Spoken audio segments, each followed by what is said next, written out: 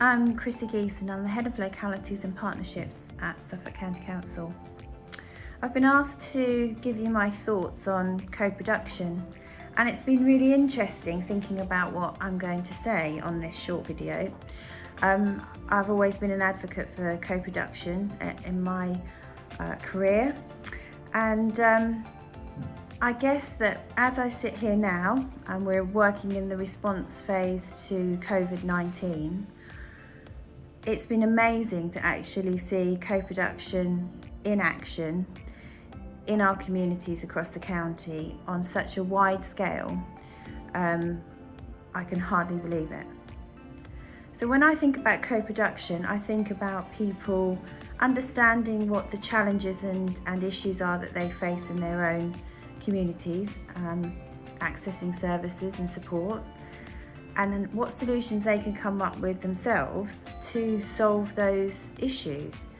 And just taking a snapshot at this moment in time across Suffolk, we've got almost 1,500 small community groups, some slightly larger and more well established, but a huge amount of community groups that are responding to the needs of our vulnerable people in their own communities en masse across the county.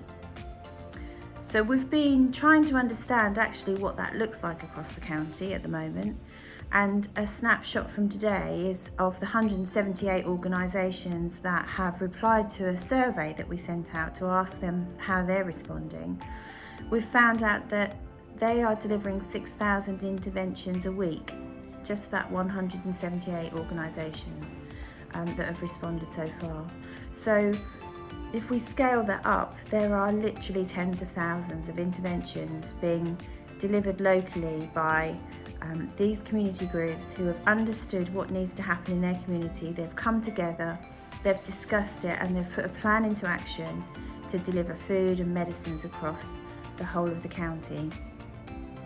And how have we worked together to enable that to happen? Well, most of the time, to be fair, as statutory organisations, we've just kept out of the way because we weren't needed. But where we have been needed to offer a fallback position, we've also provided some services that we understood were required.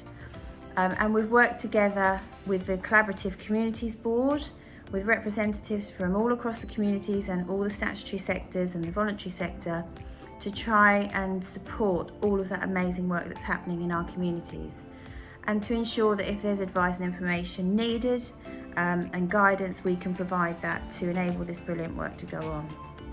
So when I think about co-production, I just look at what's happening already, and it's happening naturally, and it isn't something that we've created or something that we've delivered as a statutory service. It's something that's happened organically, and we need to celebrate that.